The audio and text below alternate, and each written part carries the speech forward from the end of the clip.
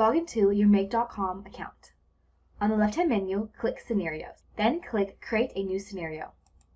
Click the Add Module button. Type in Webhooks. Click Webhooks. Click Custom Webhook. You can either choose one of your pre-existing webhooks, or you can click Add. You can enter in a new webhook custom name if you wish. Then click Save.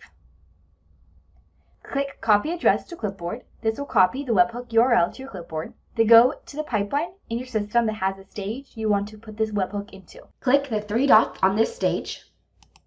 Then click Edit Stage. Click the Triggers tab. Paste the webhook URL we just copied where directed. The automation we are building is now looking for data. To give it the data it needs, click the button that says Send Test Data. Once you get the notification that the test data was sent successfully, go back into Make.com. Stay on this page until you have been notified that it successfully determined the data structure. Now click OK. Click Add Another Module. Type the name of the CRM that you want to use in this automation. Select the software. Choose the operation you want to complete. In my case, I want to create a contact. Connect your account. For more information on how to create a connection to HighLevel, see the online help here. Click the first name box. This will be the name. Email will be email. Phone will be telephone.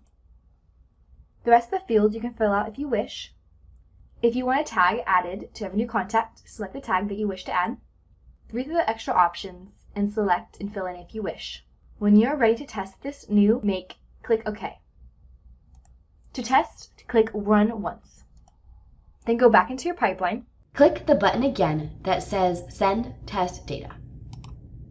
Once you get the notification that the test data was sent successfully, you can go back into Make.com. Now we can see that the scenario successfully ran.